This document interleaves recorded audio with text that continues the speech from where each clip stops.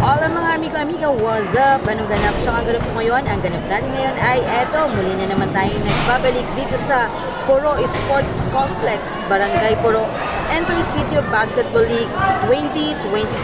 And of course, this is the first season ng Eric Castillo Cup.